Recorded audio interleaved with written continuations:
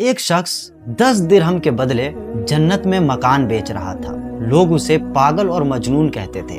حضرت بہلول دانا رحمۃ اللہ علیہ دریائے دجلہ کے کنارے مٹی سے مکان بناتے اور اسے توڑ دیتے۔ وہیں سے ایک بادشاہ کی گزر ہوتی ہے۔ وہ پوچھتے ہیں بہلول کیا کر رہے ہو؟ حضرت بہلول دانا رحمۃ اللہ علیہ فرماتے ہیں کہ میں جنت میں مکان بنا رہا ہوں۔ وہ بادشاہ کہتا ہے بیچتے بھی ہو کیا؟ فرماتے ہیں ہاں بیچتا ہوں۔ اس نے کہا کتنے میں؟ آپ فرماتے ہیں 10 درہم میں۔ وہ بادشاہ مسکرا کر یہ سوچتے ہوئے کہ دیوانہ ہے، مجنون ہے، دیوانہ والی بات کر رہا ہے، لیکن وہیں پیچھے سے ملکہ زبیدہ آ رہی تھی۔ وہ بھی حضرت بہلول کو دیکھ کر رک جاتی ہے، کہتی ہے بہلول کیا کر رہے ہو؟ حضرت بہلول وہی جواب دیتے ہیں کہ جنت میں مکان بنا رہا ہوں۔ ملکہ زبیدہ کہتی ہے تو کیا بیچتے بھی ہو؟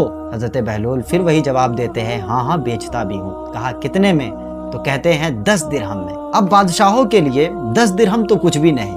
وہ 10 درہم نکالتی ہے اور حضرت بہلول دانا رحمۃ اللہ علیہ کو دے دیتی ہے۔ حضرت بہلول دانا 10 درہم لیتے ہیں اور اس کو دریائے دجلہ میں پھینک دیتے ہیں اور ایک بنائے ہوئے مکان کے ارد گرد گھیرا لگا کر کہتے ہیں زبیدہ یہ تمہارا مکان ہے۔ اب وہ لوگ محل پہنچ جاتے ہیں، رات کا وقت ہو جاتا ہے، سب سو جاتے ہیں، بادشاہ بھی سوتا ہے۔ اب منظر بدل جاتا ہے۔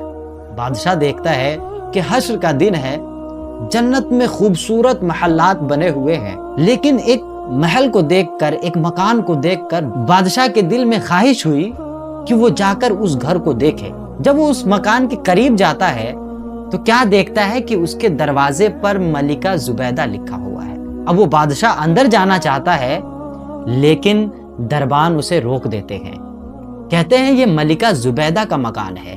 تو بادشاہ کہتا ہے کہ وہ میری ہی ملکہ ہے۔ تو وہ دربان کہتا ہے کہ دنیا کے ضابطے الگ ہے اور آخرت کے ضابطے الگ ہے، تم اس مکان کے اندر نہیں جا سکتے۔ فوراً بادشاہ نیند سے بیدار ہوتا ہے اور ملکہ کے پاس جا کر پوچھتا ہے ملکہ تم نے کون سا ایسا نیک عمل کیا ہے کہ میں نے تمہارا مکان جنت میں دیکھا ہے؟ تو ملکہ زبیدہ کہتی ہے ایسا تو کچھ نہیں کیا، وہی معمول کے مطابق نماز وغیرہ پڑھی ہوں اور کچھ نہیں۔ پھر کہتے ہاں یاد آیا، وہ دریائے دجلہ کے کنارے وہ بہلول کہہ رہا تھا کہ 10 درہم میں جنت میں مکان بیچ رہا ہے، میں نے سوچا فقیر ہے، مانگ رہا ہے، دے دیتی ہوں۔ وہ کہتا ہے کہ یہ مکان تمہارا ہے۔ اب وہ بادشاہ سر پکڑ کر بیٹھ جاتا ہے، کہتا ہے اس نے مجھ سے بھی یہی کہا تھا۔ اب بادشاہ اگلے دن قصدن دریائے دجلہ کی طرف روانہ ہوتا ہے۔